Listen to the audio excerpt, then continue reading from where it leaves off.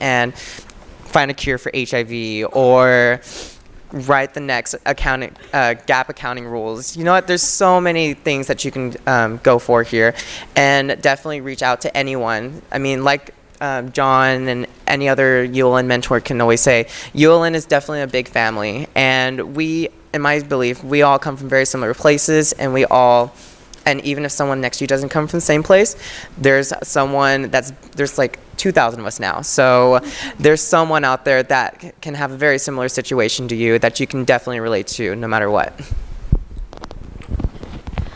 So for me, I would kind of just say, like, just make the best out of your college experience, and like, yeah, academics has like a lot to do with it, you know, that's why we're here, so don't forget that. But like, have fun, and like, make sure you like join clubs, join organizations.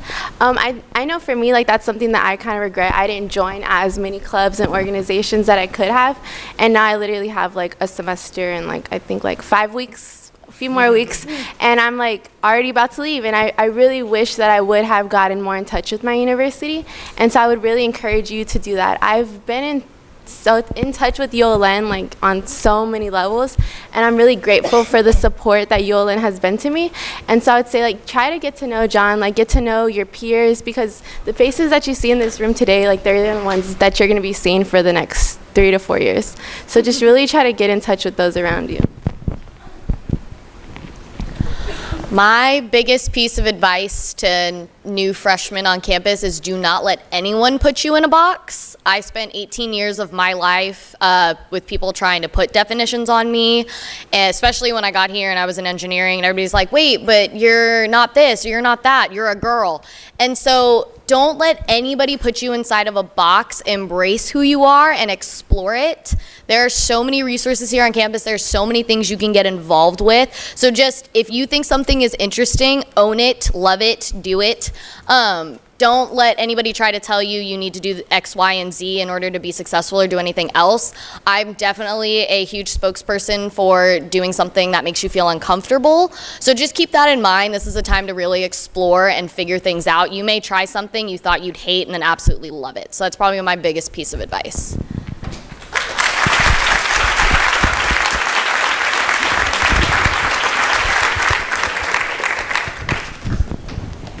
And now we'd like to know, what experience did you have prior to UT that prepared you to excel in ways that you wouldn't have anticipated at the time?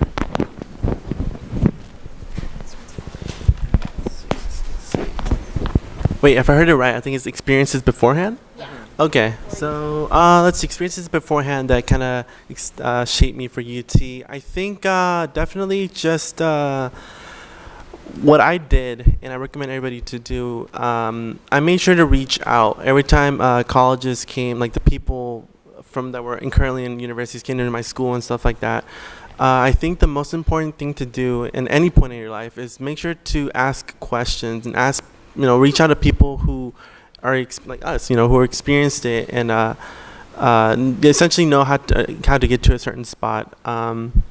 I was very curious, and I would ask the simplest questions, like, where do you get a haircut? Because I need to cut my hair.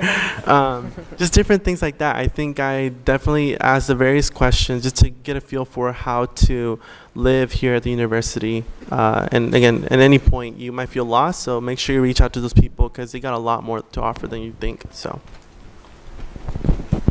So prior to UT, like I said, I was involved in marching band and cheerleading and other organizations.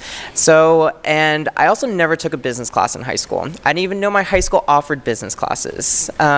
So there was really nothing that prepared me for like the business aspect of my education. But being involved in those multiple orgs, I had to really work hard in my time management. I worked hard to develop my leadership skills. Those things are what really prepared me to come to the university and to be a strong, have a strong presence on here, because everyone can have a strong presence on here. And definitely it helped me to figure out like which orgs I really want to be involved with. This semester alone, I have, like I said, I'm a mentor for Jeff's class. I'm also an intern for a law student this semester. I'm involved in a spirit group. There's just so many different things that I got involved with this semester that's definitely made me feel like I have a purpose to be here at this university. And one more thing that really helped me whenever I was in high school, Mr. Tanzel, my AP US history teacher, he graduated from UT with a history degree. So I honestly thank him very much because he was one of the very few teachers at my high school that actually gave us a sense of what to expect when to come to college. And it was really sad. It's really sad that he was the only person that did that. And I hope that if you guys are educators, that you guys could be potentially that type of educator to show the students what to truly expect. Because my high school, we were 90% Latino, and it was also a Title I high school, which means that there was not a lot of strong emphasis on education. It was like a strong emphasis on how to keep the students in the classroom. My graduating class started off with 800, and we graduated with less than 400 whenever graduated back in 2015. So definitely it was a big challenge, but I still thank Mr. Tanzel to this day. So something that I think really kind of prepared me for UT in like a not so traditional way was I kind of think back to like my 10th grade year. So my sister had the idea that we would like join the basketball team. And if you know me at all, like I'm like the worst person like with sports. Like if you want to win, like don't put me on your team. Well, I was on the varsity girls basketball team. Like no, it was a bad idea from the very beginning. But every time we would have a game, my stepdad, he's like, you know, Margaret, you started the team, so now you got to finish it. So every game, like I knew we were going to lose like 0 to 64, 0 to 80. Like no, like maybe we got a point, like I think 1 point the entire semester. So I think for me, like that experience of like having to stick out like the really bad basketball season taught me like to be tenacious and like just taught me to keep going and taught me to be gritty. Because like every time like you would go to that calculus class and you probably weren't going to understand what was going on. Like you still had to keep going, like you still had to keep pushing. And so for me, like just having those skills of like just continuing to push forward really helped prepare me for my experiences here. So I was lazy in high school and all I did was play softball. But that was probably one of the biggest parts of me learning discipline and how to manage my time, because you wake up early, you go to sleep late, you have homework on top of everything. I was the most excelling student on the softball team, and I think part of that was because I embraced being a nerd. Even to this day, I get people who will see me studying constantly or just like sitting in a hall waiting for the next class, reading something, and they're like, wait, you're still studying? And I'm like, yes, I'm still studying. I'm still doing it. And that's stuff that I took from high school. I always embraced that I was smart. I always embraced that I'm the type of person that needs to get something done if it has to be done. So I kind of just was able to stick with that and really push myself. One, because I had to do it so I could play softball, and two, because I just realized that if I was going to go to college, I had to do it. So it was just kind of me being comfortable and accepting the fact that some people looked at me funny because I actually didn't care if I had to study a little longer than everyone else.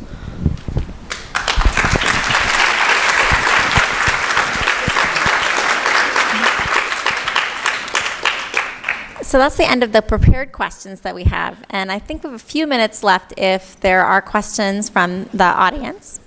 Take about 5 minutes. If you guys have any, seriously, take advantage of them. You've heard them now. So I see homegirl on the stairs.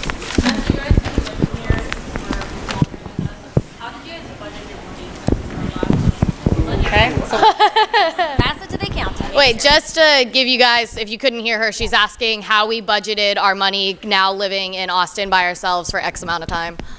Oh my God. All right, so in my first semester, I took a course called Introduction to Management Information System, and that's what kind of gave me my my knowledge in like Excel and everything. It strengthened my skills.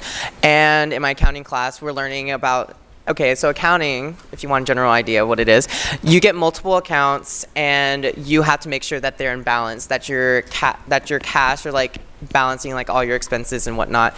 And for me, what I usually do is I take into account how much money I'm actually going to spend. So for me, I live in West Campus, so I take in my rent, my car payment, my food, my electricity, my internet.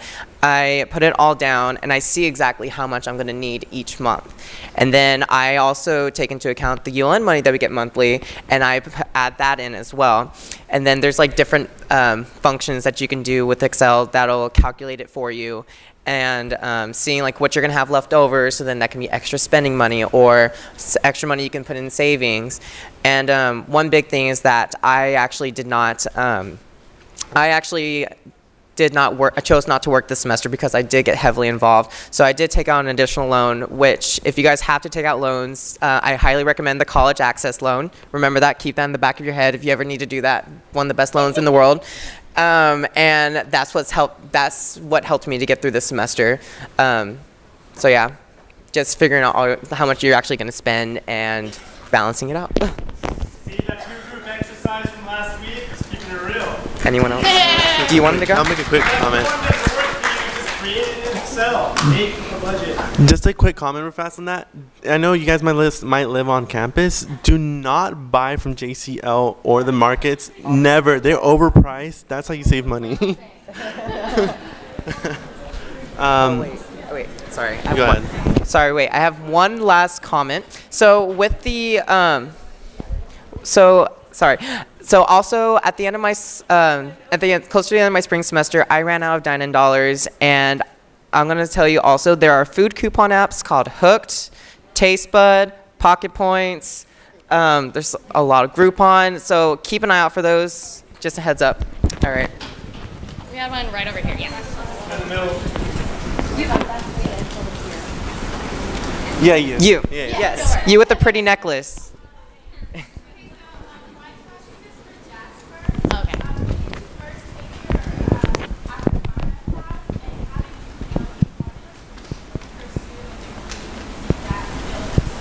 I love talking about this. So her question is, when did I first take my first African Studies course, and how did I know that's what I wanted to study? I took Intro to African American History the spring of my sophomore year, and so I had Dr. Barry. She is fabulous. A lot of the professors in the AFR department are fabulous people. But she just kind of the way she talked about Black history really made me interested to want to know more. And so I kind of dabbled with the idea of minoring or getting a certificate. It does offer an AFR certificate, but I knew that wasn't enough. I really wanted to delve in, and I was more interested in the psychological educational side of things. And so I decided, you know what, I'm just gonna double major and see how this goes. And a lot of my classes when I was double majoring with social work really did overlap. And as I took more and more classes, this idea that I really wanted to work within schools or within universities and help this population, I didn't want to just know about the history. I wanted to know the how, the why, and what can we do better.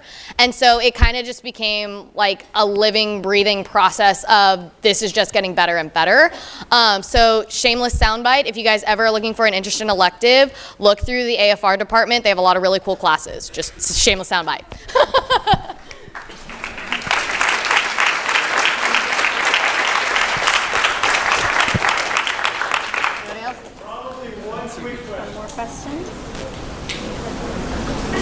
All good?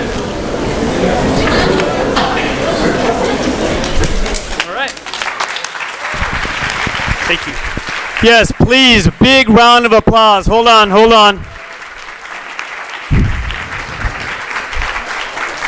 So yeah, I'm very happy that everyone up here was able to come and speak to you tonight. I've had Luis and Javier in a class. I'm with Luis T8 for me. If I could just say real quick, I mean, the confidence this guy exudes, and he says he's a shy person, I don't know where he's coming from. I saw him go into a networking event and just walk straight up to a person, just start talking to them. Stranger, cold call, and he starts talking to him.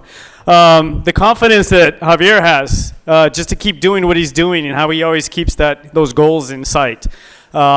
You can see that. You can see his passion in the way he's communicated with you tonight and stuff. Margaret is just the epitome of resilience. She's had so many things kind of been thrown at her, had to pick herself up all the time, but she kept getting up. I'm very proud of her and stuff. Jasper, I want her to take my job away from me because I think she can do it. I met with her in the first year and stuff, and I've seen her grow and go through all these changes. She did come to me and talk to me when she wanted to leave engineering and go into social work. I didn't know about this last change though, so we need to catch up and visit. But yeah, her grit to keep going, to keep going. You guys have all these qualities as well. This is another reason why I wanted to bring your peers up here so you can kind of reflect these experiences on your own and see you can still exude the same qualities. One last thing real quick. Yeah, if you guys still have some specific questions, we're all going to be up here right afterward for a few minutes. But for my Walking Dead fans out there, if anybody needs a hug, come on up here, because I could probably use a hug after Sunday's premiere. So have a good night. Remember, next Tuesday, hog.